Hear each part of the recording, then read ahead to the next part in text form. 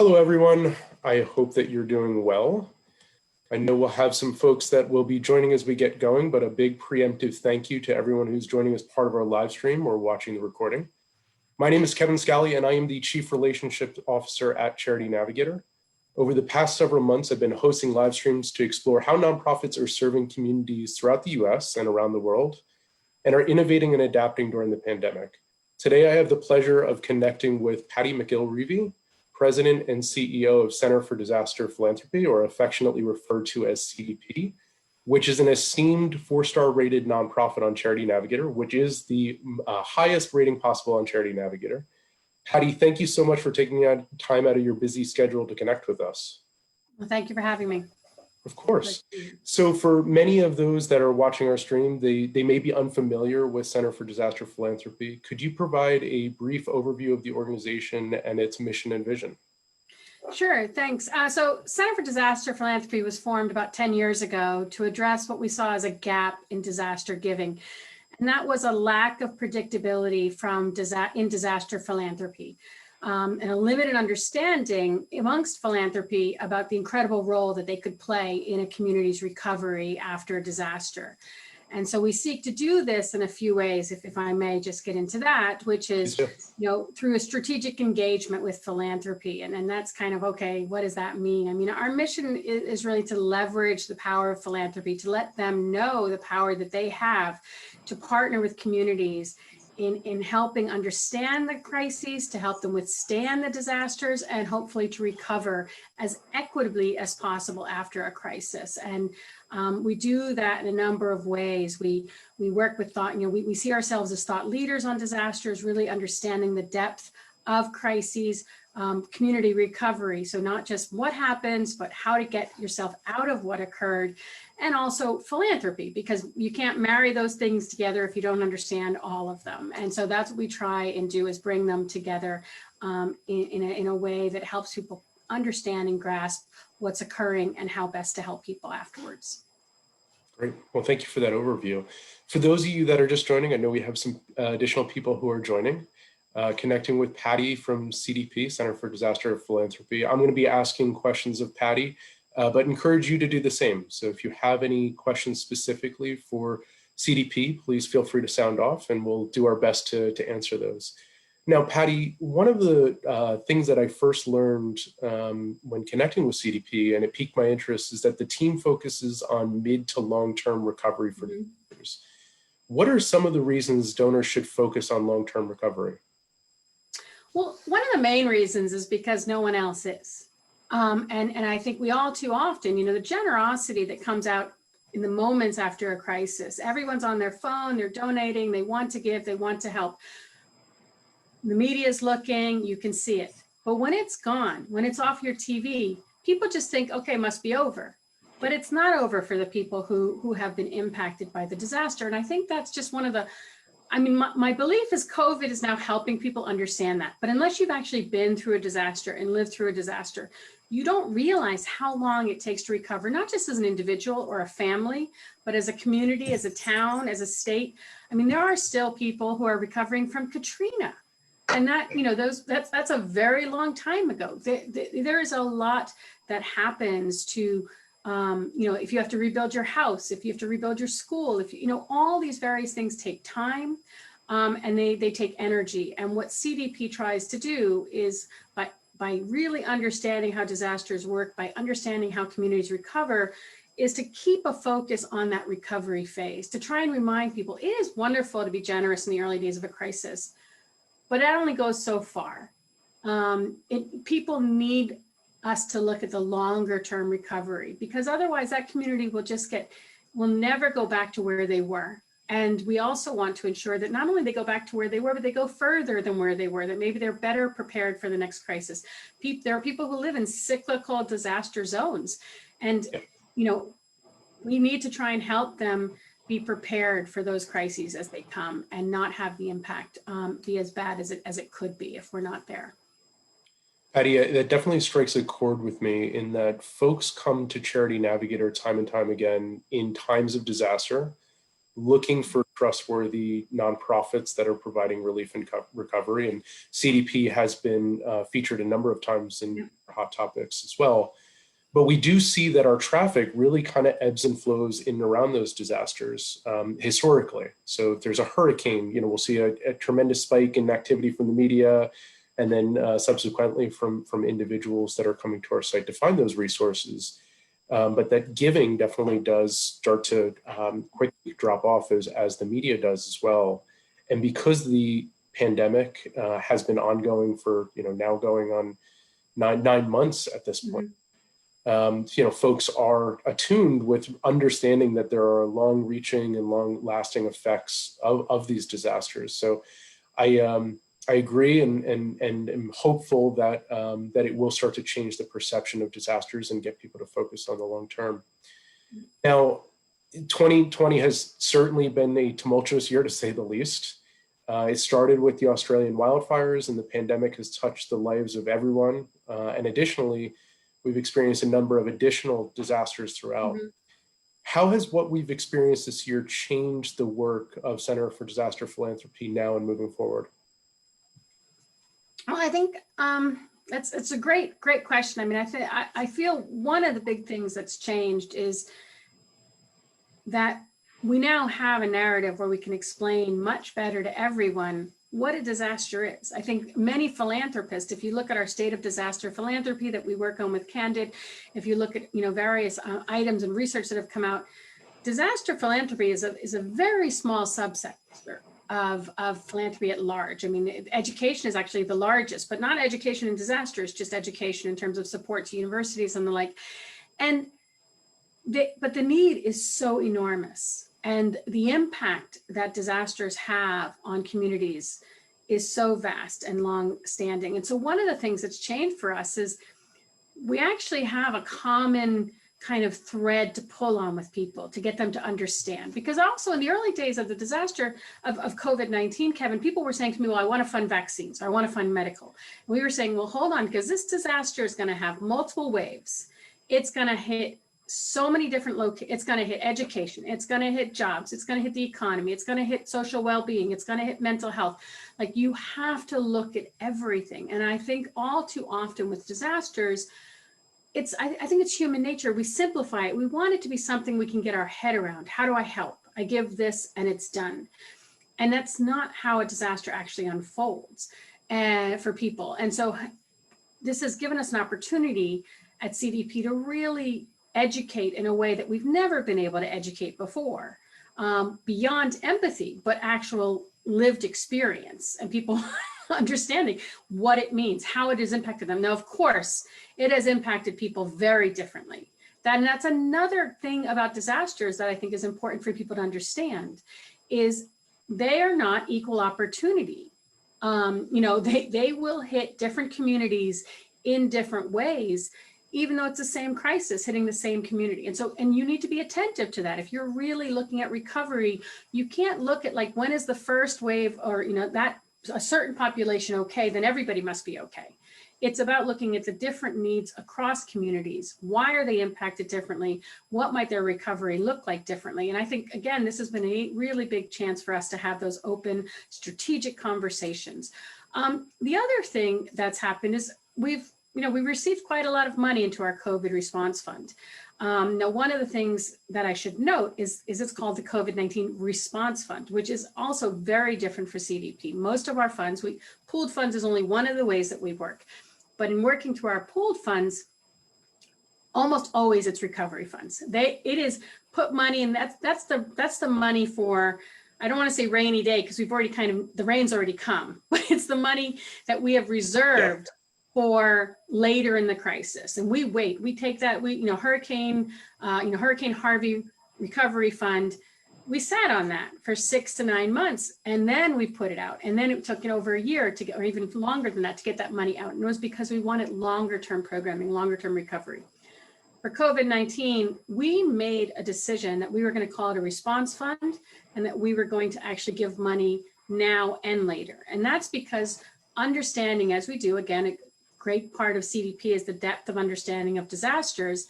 We knew this crisis would be even worse because it's ongoing if we didn't put some funds into now and also funds into later. And so we've been having a balance of that. And that's been another thing that for us within this this COVID-19 time, with the funding that we've gotten in, we've been able to make a huge impact in how we're helping people through the size of the fund that we've been able to manage under COVID-19. Great. Yeah, and you kind of got to one of my questions as far as some of the changes that you've made internally to be able to help people immediately, as well as long term. And we got a question from the audience, and it's regarding donation behavior that you've seen at CDP. So the question is, Patty, do you see donors beginning to give more and also give more monthly donations versus just maybe a smaller single one-time donation in disaster response? And doing this in recognition that the disaster isn't a flash in the pan and will take a long time to recover. Well, we have a different model than some operational agencies. So, you know, obviously recurring donations is, I always tell everyone, that's the go-to. You should always do that. If you're giving money to an operational agency that you assessed or any charity that you like, to give them that predictability of their runway is so incredibly valuable. But CDP has a slightly different model in that we work with Philanthropy is our largest donors. We have some private individuals who give funding to us, but that's not a big part of the funding that we receive. We receive money from large foundations, corporate foundations, community foundations, family foundations, but organizations that they're actually more grant makers. They give us a large donation, and then we, depending on how they give it to us, do they give it to us to support our expertise and our general operations? Do they give it to us as an arrangement we have with them to guide and advise them on how their own giving is going? Or do they give it to us for our pooled fund? But the funding is usually, it's a one-timer. So I can't respond to whether operational agencies are seeing more of that, but I would say, if you're thinking about being a donor, definitely, you've done the research, you like the organization, give them that runway and support them in that way. Yeah, and I can speak to that slightly too, in what we've seen within our giving basket. So in addition to being a rating platform, Charity Navigator is also a giving platform. You can donate to multiple organizations in one convenient checkout through our giving basket. And we've seen a dramatic increase in the use of Charity Navigator. So it's been about a 35% increase. And even more startling that in a very good way is that we've seen about 125% increase in giving activity through our giving basket. And about a third of that has been going specifically to organizations that are responding to COVID-19. So certainly for those organizations, they are seeing a traumatic uptick in the amount of support that they're receiving. We have not necessarily analyzed the one-time versus monthly to a fine degree in looking at it cause by cause.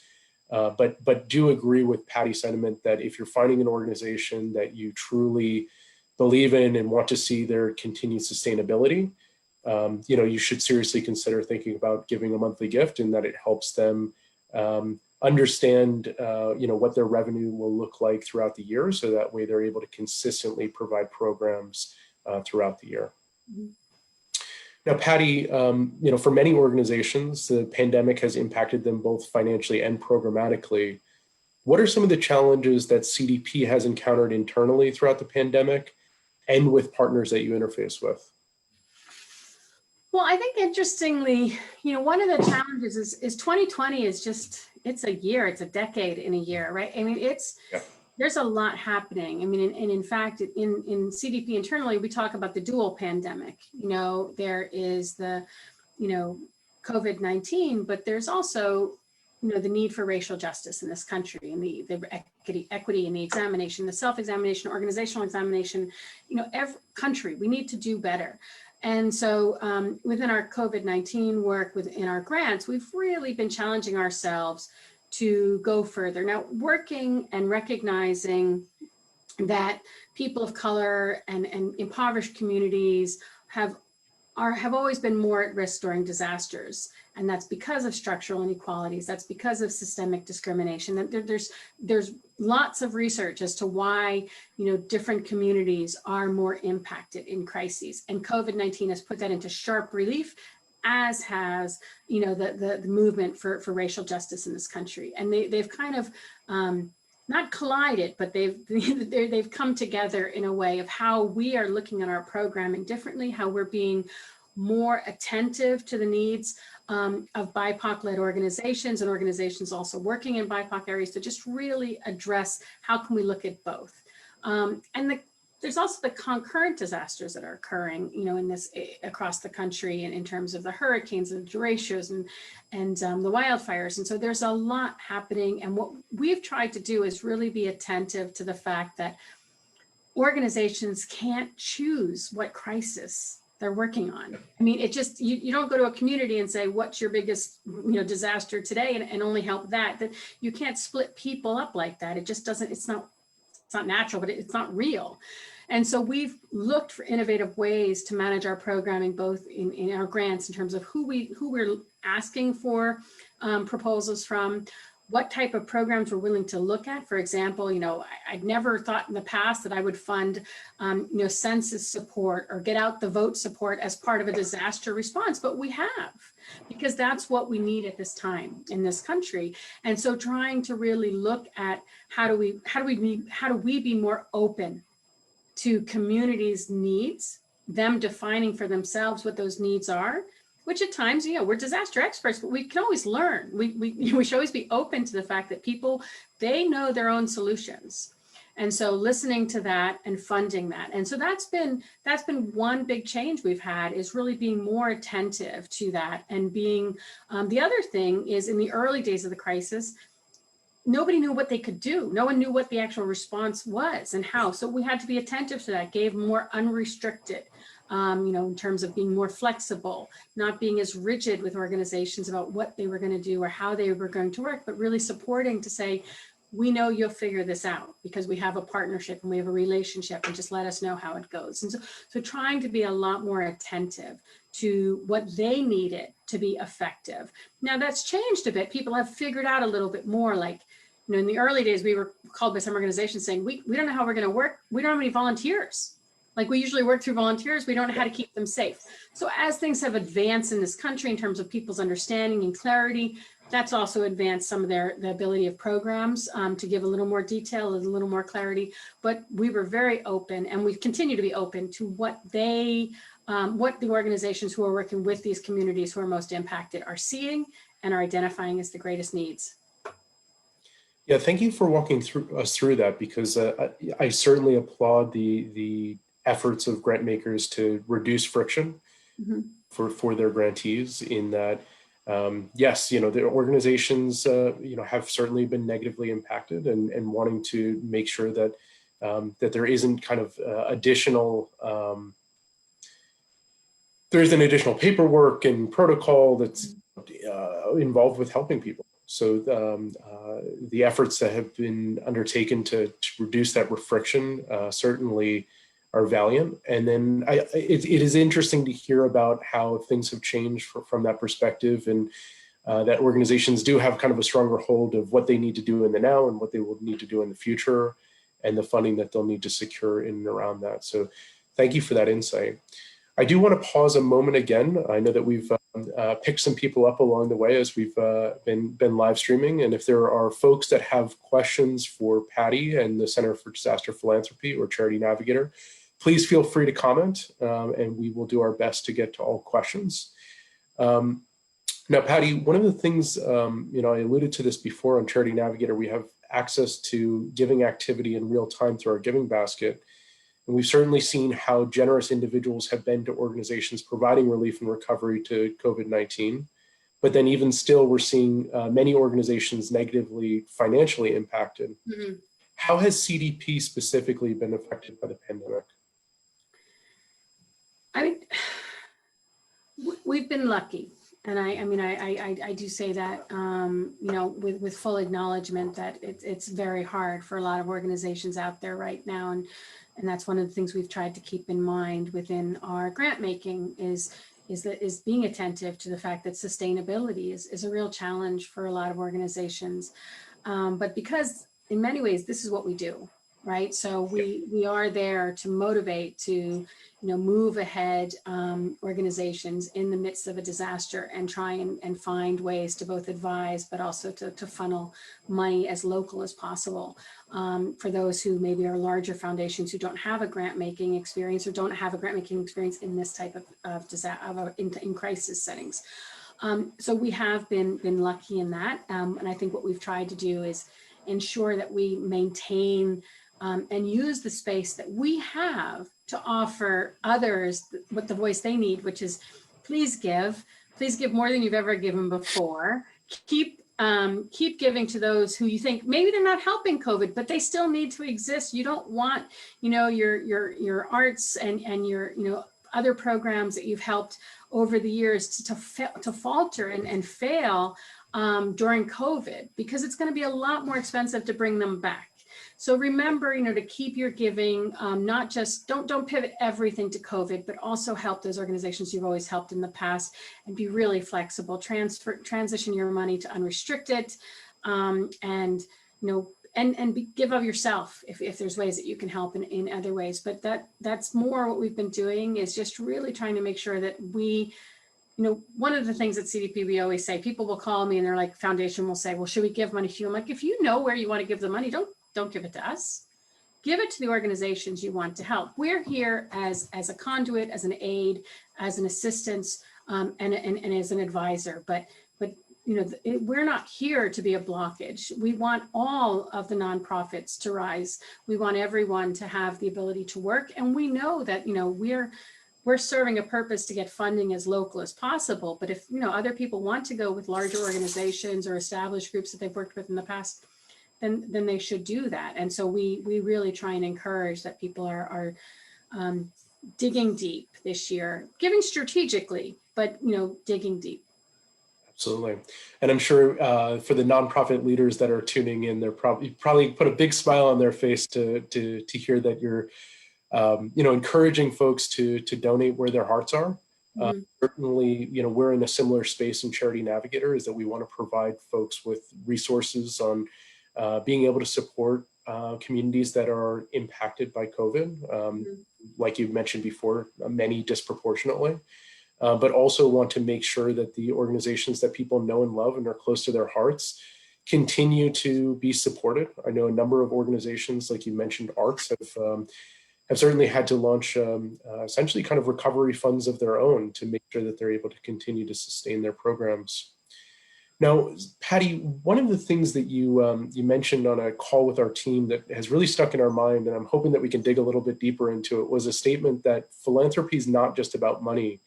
Would you mind expanding a little bit more about that? Yeah, so, philanthropy at its root, it means, love of humankind. It means helping, through deeds of practical, benefit, like of actually reaching out and helping people. Nowhere in the Latin root of philanthropy is the word money. But I think we've often come to believe that philanthropy is somehow the Rockefellers of olden days, the what do you call them, the railroad barons, and giving and donating and providing. And I think what we need to remember is that philanthropy is all of us. Even the large, philanthropic foundations are individuals. And they may have more that they can do something with, but it is about being just good people, taking care of ourselves, caring for community, believing in your community. And there's so many ways that assistance is happening right now. You have frontline responders who are putting their lives at risk in a way that we've never asked them to do before. I think, we talk about the bravery of fire workers or hospital workers or aid workers constantly, but we don't really always really think about the physical harm that they're putting themselves to on our behalf. So you have them, that's a type of philanthropy for me, that's a giving of themselves, it's a love of humankind. You have people doing simple things like sewing and donating masks. You have, there's children in my neighborhood who are going shopping for older people, in the community, helping bring items in.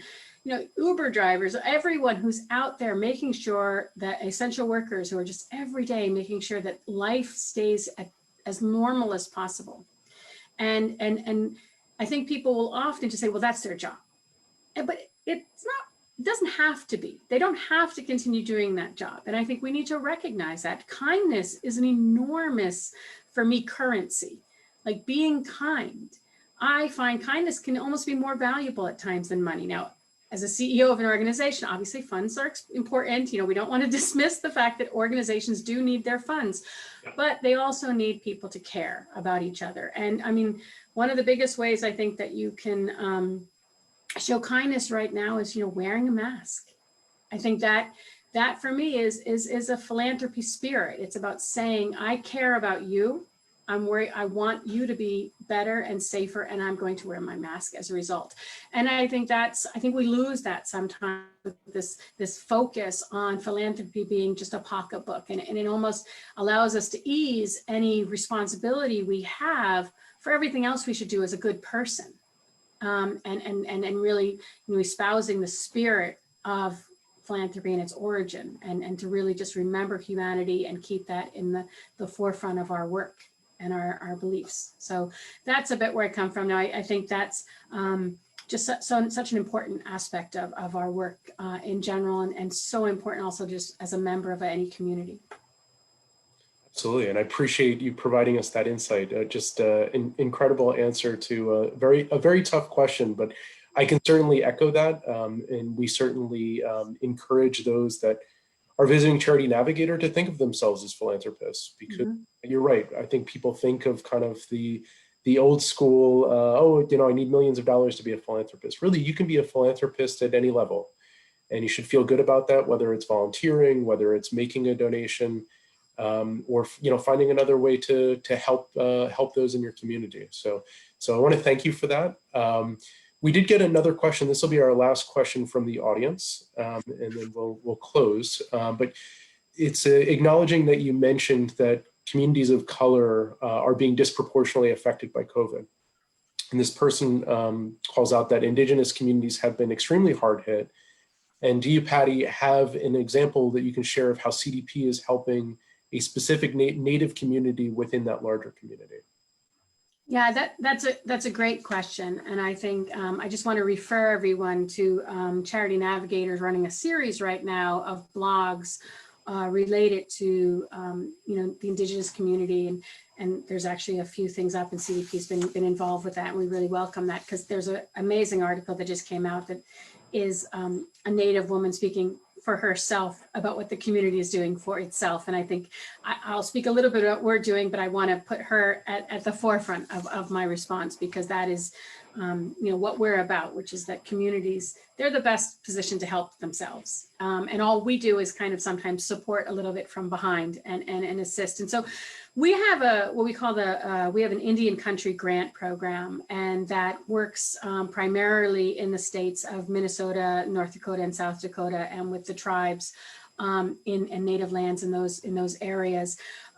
We of course are trying to reach out and support and assist and as much as we can in communication with others, but that the grants we have are specifically for those areas. And what we've been doing, some of the programs we've done is we've supported the long-term recovery committee within the Rosebud Reservation White Swan community, and that includes giving them a grant so that they can hire their local leadership, a case manager, get training, get supplies for mold remediation. I mean, they had very bad floods over the years. It's something we didn't talk to you about, which is why are these communities more impacted? And it's often because of these structural issues, floodplains and having to build on floodplains. Why are they building? People will say, well, why do they build in a floodplain? Because that's the land that they're given, right? So these are areas that, people are not just the Indigenous communities, but you see this in also hurricane regions and Midwest at large. We've supported food distribution and supplies for elders in the Navajo Nation. We've worked with the Great Plains Tribal Chairman's Health Board to support them in the building of an emergency operations center, which will be for COVID, but for other disasters. So we assist as much as we can. There's other examples I can give, but really trying to work with the leadership of those communities, the elders of those communities, hear from them what they need, and we try and provide assistance to them to then be able to do that for themselves. And so that's some of the work that we've been doing in those regions. Great, thank you for walking us through that. One of the things that a supporter of Charity Navigator said back in March, and that has stuck with me, was that nonprofits are really the safety net of society. And I look at CDP as being a very important part of that safety net. And I know that you've likely piqued a lot of interest for those that are watching at home. So if I can kind of ask this question on behalf of them, how can they get involved with the work of Center for Disaster Philanthropy and help support your work? Well, I would say definitely look at our website, disasterphilanthropy.org. There's a lot of information there. If you even just want to learn more about disasters that are ongoing, we've got a weekly blog that comes out, what we're watching, what we're reading. So there's a lot you can do to just inform yourself. We also are able to help organizations understand who might be partners for the type of disaster, the type of approach that they're looking for. So kind of a Charity Navigator plus, in terms of taking some of the work that you do, but vetting organizations and looking at how they're specifically responding and assisting in different crises. You can always support our funds. I mean, while I said that most of the funding comes through larger foundations and grants, there are individuals who support them. So if you can look, we have quite a number of funds stood up right now, a few for the wildfires, a hurricane, COVID-19, of course. Then we have just general funds related to global or general disasters. And so one of the things CDP tries to do is we try not to prioritize any disaster over another, because the individual within the disaster, for them, that is the most important disaster. And it's not for us to determine. So there's a lot of information on our website, both to self-educate, to gain more data that you might want on just the general field of disaster philanthropy and how you can help, and then also ways to help. So I would say go to our website. You can also follow us on Twitter and on Instagram, and that might be some ways also to find additional information. Absolutely. Well, Patty, thank you so much for connecting with me and the viewers and giving us a glimpse into the work you and the team are doing. And for those of you watching at home, thank you so much for tuning in. Be sure to share this with your friends and family. You just hit that share button below. And we look forward to continuing to host conversations with nonprofit leaders as part of our innovation series. And until then, goodbye. Thanks so much, Patty. Thank you so much, Kevin. Thank you to Charity Navigator for hosting. Of course. Bye-bye now. Bye-bye.